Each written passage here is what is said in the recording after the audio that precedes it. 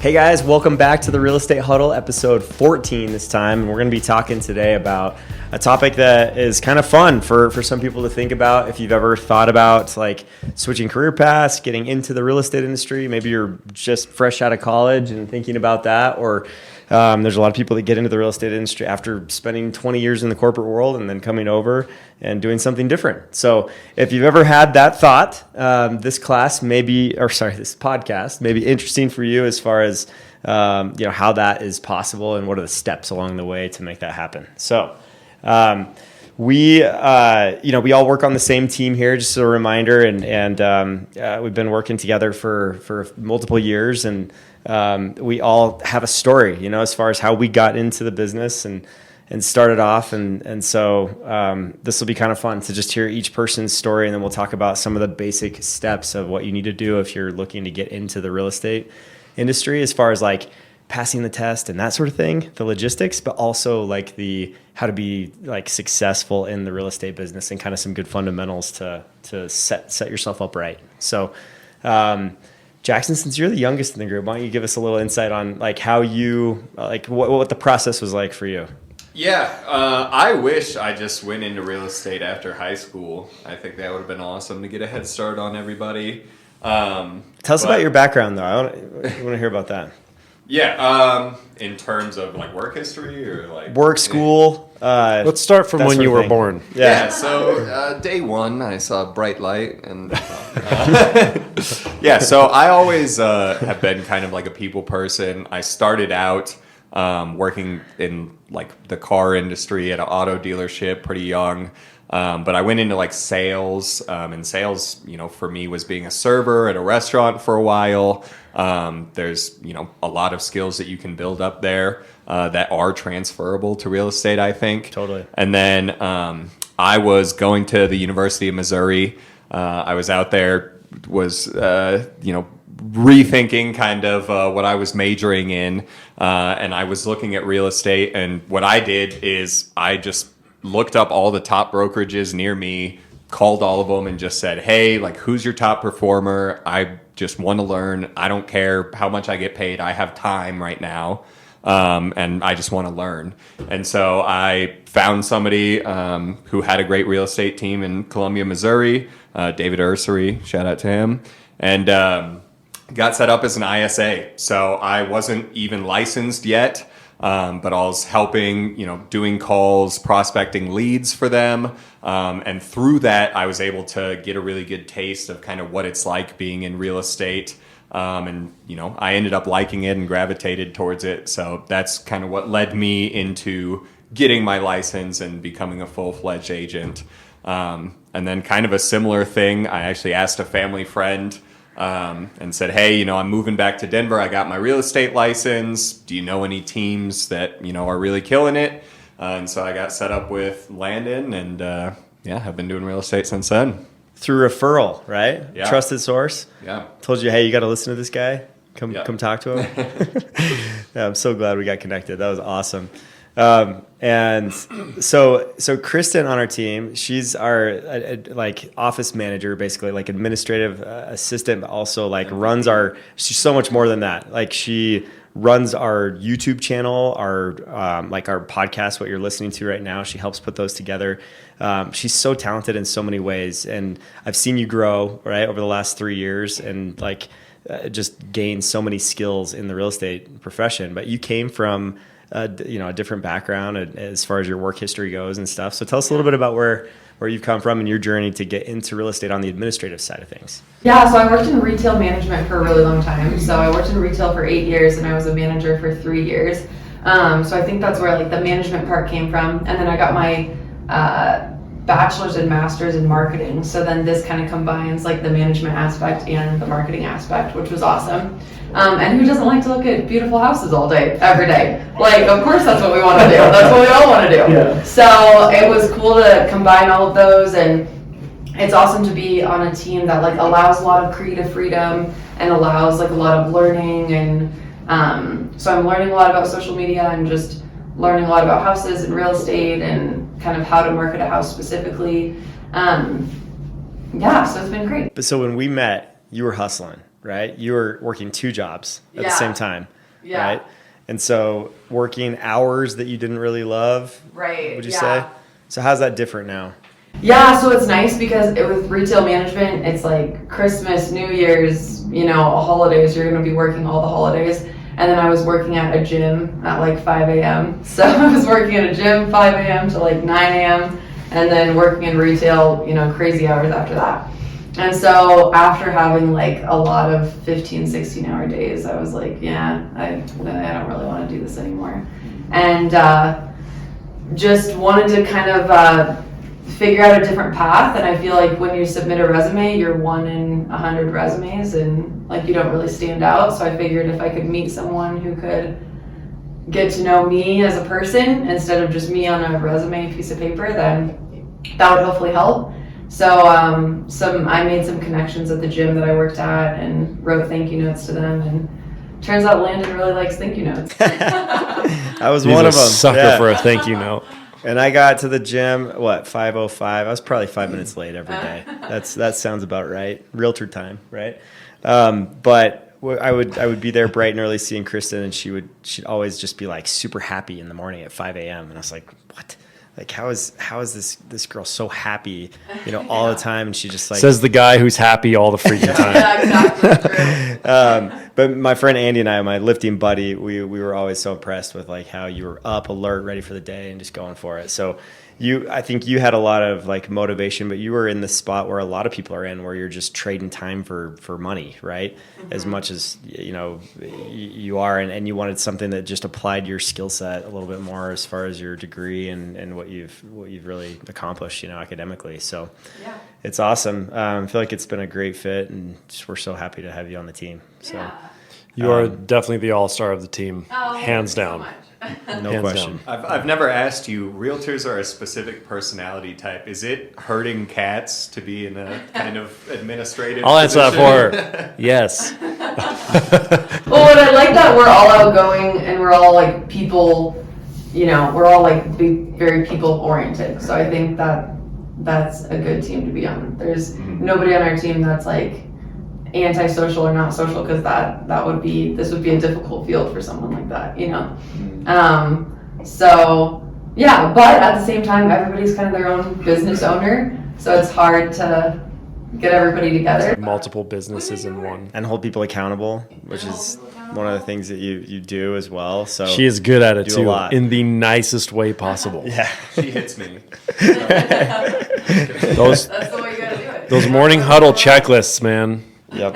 And I know if Kristin doesn't mark one off, I'm like, gosh dang it, I let Kristin down again. She didn't get to check that one off. So we're hinting, right, as to like how our day-to-day looks and stuff. And we'll go over that, more later. But Spencer, why don't you give us your story as far as what your journey was and where you came from background-wise?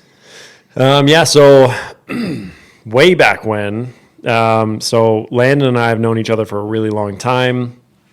Our families have been friends since I've been born, I think, for a long time. So Pretty sure I was at your baby blessing at church probably, yeah, Yep. that most likely. way back in the day. That's probably true, actually. You grew up together, spent Christmas Eves, a lot of Christmas Eves with the Smiths and his family. So we've grown up a lot together. And when I went to college, I had different plans, wanted to go one route and got my degree in exercise physiology, and was planning to go into physical therapy and kind of go the sports medicine route. And researching the information and just having a come to Jesus meeting about the way I did things, I was like, well, this may not be the best route for me. So to transition from college to home and getting into like a different field that I could use my degree in, I started selling insurance, which was a freaking joke. No offense to your insurance salesman out there, but oh man, driving from I went to Fort Collins down to Trinidad, just every freaking corner of Colorado, and just I was making okay money, but the amount of driving I was doing, being away from the family, was just not what I wanted. So Knocking on some doors, though, right? Oh yeah, A little bit of that experience. I've done a lot of door knocking in my day. Yeah, You drive to Trinidad and Hate someone that doesn't one. answer the door. yeah, That's yeah. not a fun day. Being a missionary, being an insurance salesman, you Yep. name it, I've knocked on a ton of doors. But so yeah, it was. I definitely learned some things from it. But coming in as I was in insurance, Landin actually reached out to me one day. Was like, "Hey, I need some help with." You had a training question for exercise, and I was like, "Yeah, this is what you do." And he's like, "Well, you should come work out with me one of these days." So we started kind of doing that every once in a while when it would permit, and we started talking. He's like, "I think it was your idea." You're like, "Yeah, you should definitely look into real estate, and if you want to go that route, hop on board, and we'll teach you the ropes." Once I saw how much you did on shrugs, I was like, Oh, you yeah. need to be in real estate. You need No, to be- no straps, no traps. You need to be lifting people's burdens in their housing decisions. It's a good joke. I wish I shrugged that much, but you reached out to me. We kind of built that relationship on top of the relationship we already had, and I knew from like a long time ago, even in high school, that I wanted to get into real estate. Whether it was more of like but it was more of like a investment stance. I wasn't planning on being a realtor or an agent by any means, but I had known your dad, I'd seen you and a lot of other people be really successful in it. So that's kind of where I got into it. And we've been, pushing 6 years now. Yep. Yeah. Doing awesome. So doing great in business. It's been growing good. each year. So yeah, no, it's been great. It's been fun to see you guys just grow as agents and team members. And so for me, my background, I was, I grew up here locally. I was a native. Went to college at BYU, got a degree in advertising, but kind of took a 2-year break to, my faith is very important to me. So I served a mission for the Church of Jesus Christ and went to Spain for 2 years, learned Spanish, came home. I was about to go sell pest control because there was a ton of recruiters trying to recruit return missionaries to go Such a sell return pest missionary control, thing to do. And They almost got me. knocking on They the almost door. got me. I was this close to buying a flight to go to North Carolina to sell pest control because I've always wanted to live in the Carolinas. And my dad called me and he's like, "Why don't you just get your real estate license and come work with me over the summer?" And my he's been a top producer in our area since 1983, and so I was like, wow, never even thought of it before. I've never wanted to do real estate, honestly. Growing up, I saw my dad on the phone all the What time. did you want to do? I wanted to be a professional basketball player, but then I stopped growing at 5'11". So And you're left-handed. So. I thought you wanted to sell pest control. That's pest control height right there. But so I was like, it kind of like turned my head a little bit. I was like, well, what's this business all about, Dad? Like, how much can I make in this business? Like, what do you do on a day to day? And he started talking to me about it and what some of the activities were. And I was like, that sounds a lot like what I did, when I was a missionary, honestly, like with just different things of like finding people and then, helping like serve them and teach them, educate them on things and then take care of them afterwards, And so I was like, all right, I could deal with that. That would be something that would be kind of cool. And so I looked into it, got my license that summer, worked with them for 3 summers in a row. I would do my school and then I'd come home, between semesters and sell a few homes and then go back to school. And I ended up making as much as the pest control guys were making, if not more, selling homes. And it was a lot more fun because I wasn't knocking doors. But you didn't get the cool vacations. 6 hours a day. Yeah. You didn't get the cool pest control That's vacations. true. Yeah, the reward. Missed out on the vacations. cruises. Right, that's the all big the pitch. Bahamas. Yeah. So it was good. It paid the bills, got me through school and everything, and I didn't have to work as much. I taught Spanish at school, but I didn't have to have like a full-time job when I was there. Got to focus on school a little bit more because of what I made in the summer. So that was a huge blessing. And then after that, I got licensed in Utah because my wife had 2 years of school left there. So I worked 2 years there, and then I came back to Colorado and I renewed my license here. And so luckily they're reciprocal states. So if you move from one state that's like bordering another one, a lot of times they'll be reciprocal, so you don't have to take as many hours.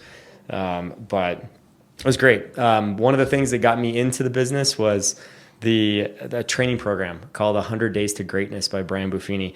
And I took that program and I saw how like he dedicated he was to just like serving people and really like being there for them, like creating memories for their family through like events that they did throughout the year.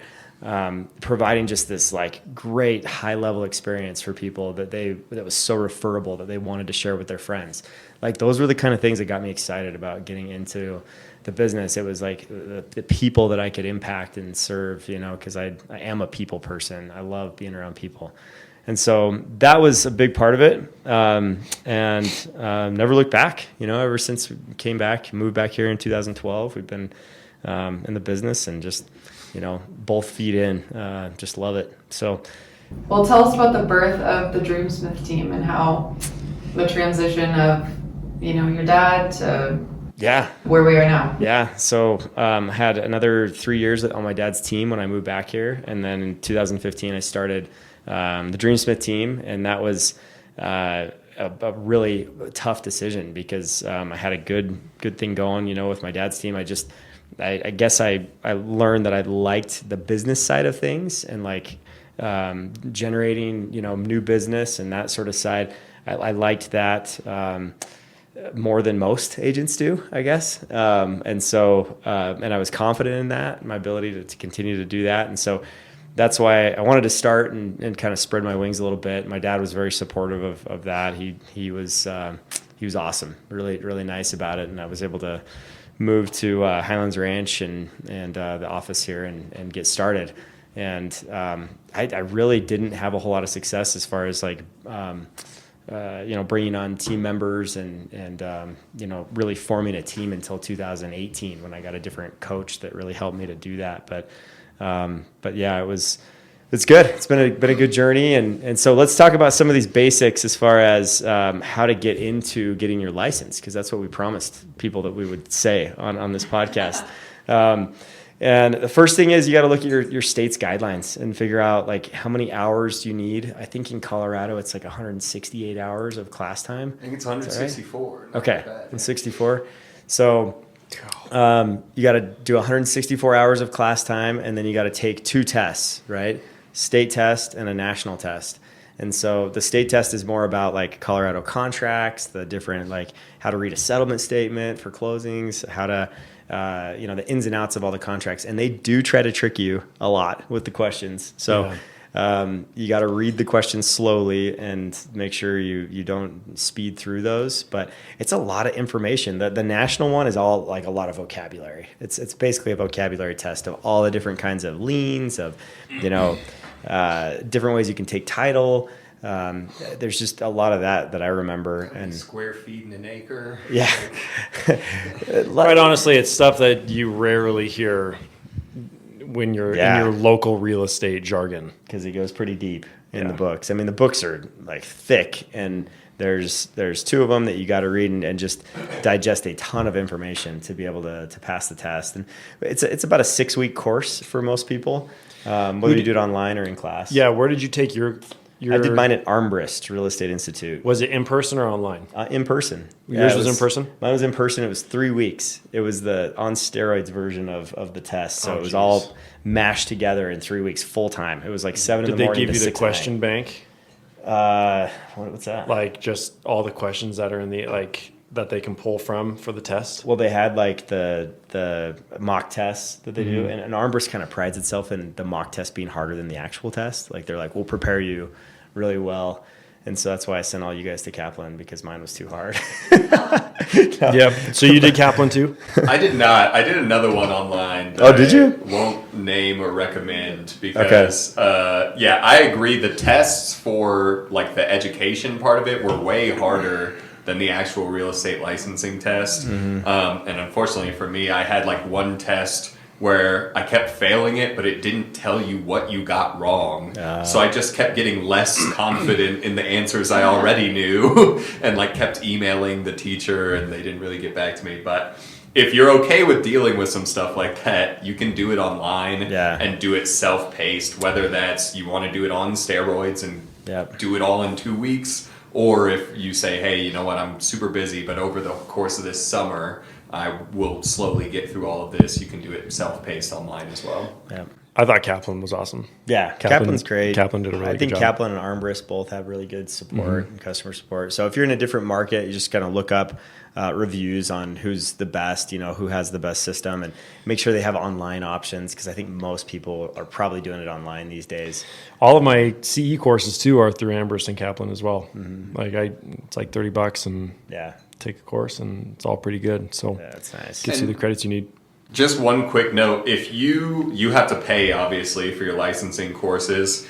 If you're not quite sure if you want to do that yet, I'd say you can still get into real estate without being licensed yet. So I know these two got into real estate by going to the gym with Landin, but if you want to meet realtors, I was in Columbia, a city I had never been in, you can go to open houses. A secret, if the open house isn't that busy, the realtor is kind of bored and wants somebody to talk to anyways. So those are great that you can go and meet a realtor, ask them, hey, what's this market like? What's your day-to-day like? And you can build up your connections that way. And then, working as an assistant or on the administrative side, there's ways to kind of get your feet wet if you're not quite sure you want to fully get licensed and jump right in. Totally. Yeah. Yeah, and I kind of want to touch on the classes too. So it's you take these classes, you take this test. So just so people out there know, are you taking the test every year? Are you taking the test every 5 years? How does that look to continue to keep your license? Or do you take the test once and then you have it forever? It depends on if you pay for your license renewal. Yes, every 3 years your license renews, and as long as you renew that license, pay the fees, and do your 24 hours of continuing education every 3 years. So which also includes 4 credits of a mandatory class every single year. Yeah. So 8 hours a year is what it balances out to, and so it's not too hard to keep it active. But for some people, they don't pay the fees, or they're not selling any houses, so they just kind of put their license on inactive, or don't keep renewing it. But the answer is one time. You take that thing one time, and then you just keep it active, and you never have to take it again. So if you lapse, though, sometimes they require you to retake that test or recertify. And how much money should people expect to spend to get their license and then to continue to keep their license? Oh man, I think it's about $1,000 I think to get your license. With school and the license, all together, I think I spent $2,000 maybe. Is it that much? It was $1,200 for the licensing itself, I think. Okay. I'd say maybe I was at $1,500, so okay. 1,000 to 2,000. What? Gotcha. $1,500? Yeah. You mean they cheated me out of money? I got the cheap online course, Spencer. You're forgetting. No, I think it's kind of a large initial investment for first timers, but definitely worth it. That's a great point too. Real estate is definitely a pipeline business, and I believe the failure rate within the first 2 years is 87%. I think a whole lot of that can be avoided by just planning ahead. I think the general recommendation is to have 6 months of savings before you go into real estate. Yes. Just because there is that lag between starting your business, closing the transactions, and getting commissions. Totally. So yeah, I would say if you're planning on starting in real estate and you may not have that money yet to get the license or something, get into real estate, work for somebody as an assistant, start learning it, and then save up money and go from there. Mm-hmm. So you end up taking your courses, you take the exam, which national and state exam, you usually take them at the same time. Is it 75% score that you have to get? Yeah, it's 70 or 75%. Okay.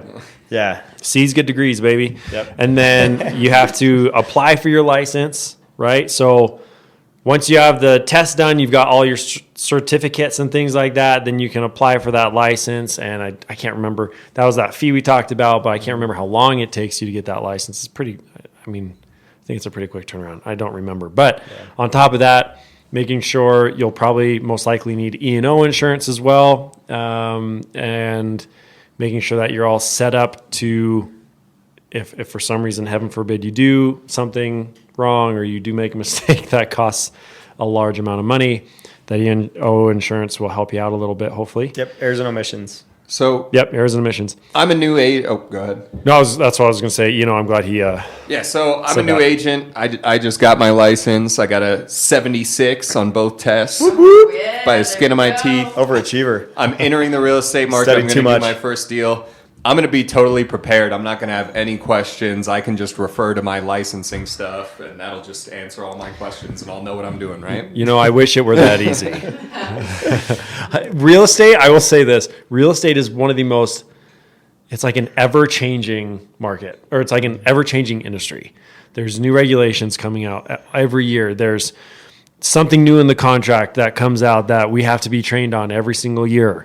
And I mean, if you're not up to date and taking those continuing education courses like you're supposed to, you're going to fall way behind, and you're not going to be able to serve your clients to the best of your ability. So, it's good in regards to that, like relying on your training and stuff. It's not that easy. That's why I joined a team. Yeah. When I was able to talk to Landin, I was like, oh yeah, I could do this on my own. But Landin's got a freaking good team. He's got a ton of experience behind him.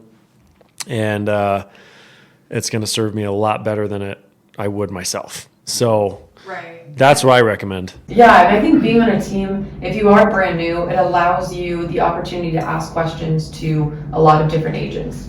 Some agents that have been in real estate for a really long time, and maybe some agents that have only been in for a couple of years. So you have a lot of resources as far as that goes, versus if you're on your own, it's a little bit maybe harder to have those resources. Yep. Yeah. Having support in general is really good. I know, obviously, we would probably all recommend joining a team and just being able to rely on that experience. And to find a team, I would just look up the brokerages around you, call them, try and talk to the managing broker and say, hey, I'm looking to get into real estate. Do you have a team that's doing really well and growing quickly that I could possibly join? Mm-hmm. And it might take a couple calls, but I bet you there's a team in your area that's looking to add somebody who's ambitious, licensed, ready to go. And even if you don't join a team, I'd say do a lot of research on what brokerage you join. Because there's some brokerages that they're just going to take your money for office fees. They're going to say, hey, talk to the managing broker if you have questions, and they're probably not going to help you very much, and you're going to be confused. So if you are a new agent and you don't want to join a team, I'd say make sure you're really picking a brokerage that's going to give you support and has a lot of ways for new agents to contact those managing brokers and get questions answered, et cetera. Totally. Yeah, no, I think that's good advice. And yeah, I do think there's a lot of value in just the camaraderie of having other agents around you that are like, and somebody that's holding you accountable to do your activities. Because like so many people come into this business from the corporate world where they had a structure and a schedule for what to do every day. And you walk into the real estate office and nobody's there like telling you, like, unless you're on a team that's like pretty structured, there's no one that's going to like be like, oh, you need to make this many calls or you need to do that. Like, you're on your own if you're on an independent solo agent. And so it does help to have someone that knows like, okay, if you do this, then you're going to be successful, and holds you accountable to that, because that can be very beneficial for your income and just growth in the business for sure. Not to mention all of the ins and outs of what you need to do on transactions. It's nice to know like, hey, I still ask Landin questions all the freaking time. I get upset with myself because I'm like, how do I not know this? Like, why am I asking him this stupid question? He's probably behind the phone saying like, why is he asking me this stupid question? No, I'm always happy to help. It's there's a lot of things that takes a lot of time and experience to fully understand and commit to. So yeah, really. If you think you've seen it all, you will have a scenario come up that is just totally the last thing you could possibly imagine, and you have not seen it before. Yeah. Yeah, and I think what I've learned is every transaction is different. So, I mean, yeah, I feel like no transaction has ever been exactly the same. Yeah, so very sometimes true. there's Very true. bigger hurdles to overcome compared to others, but either way, go in kind of with a mindset of not knowing what to expect. Yeah, Yep. And we've had on our team, we've had like a professional coach ever since you guys have joined, that's been working, that I've worked alongside to help me and direct me as a leader, but also like help all of the team members, and help guide you guys in like, your goals and what you want to do, and give us like a pathway to know like, okay, here's how we need to go about generating leads, right? And earning business. I would say there's a lot of teams out there that the team leader is only interested in handing out leads, like online leads mostly, and not the training part. Like they don't really care about training or really building you, or especially they don't want to teach you how to fish or how to go out and earn your own business. They just want to hand out leads and keep collecting a split. And so that's one thing that like I feel like it's important. If you're a new agent, look for someone that's actually going to develop you. Like it's actually going to teach you how to do the business and how to create a thriving database that you can create a fortune with, and that's what the great people do in this business, the top producers. Yeah, and I would say with that, if being a new agent, whether you're solo or on a team, look into those coaching opportunities, those coaching systems, whether it's Tom Ferry, we've used Viral Workman before. Yep. I can't say enough about Brian Buffini. Those big names, they really do train you and like not only train you, but help you with your accountability. And they're constantly giving information on how to be better on activities you should be doing.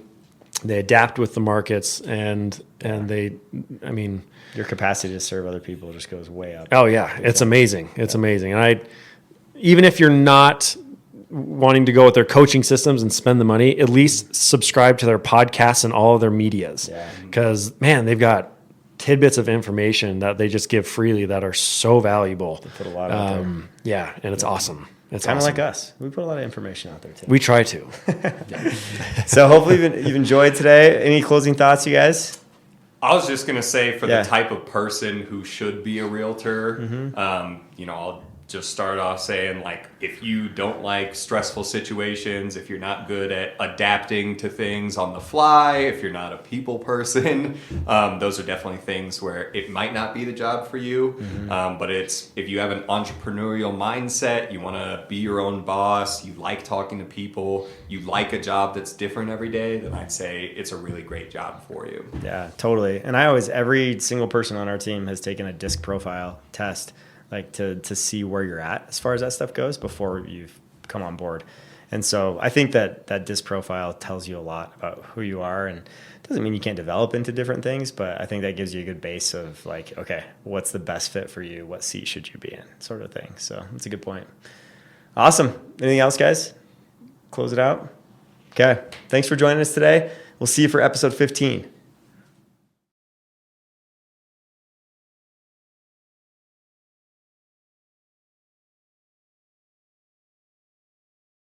So if you have enjoyed what you're listening to and you'd like to hear more, make sure to press that subscribe button so that you can not miss out on any more episodes that are coming up. And also check out all of our contact information is below. You can see us at the DreamSmithTeam.com to look up more information about our team and our history and all of the members of our team, and see contact information that you can reach us if you have any real estate needs.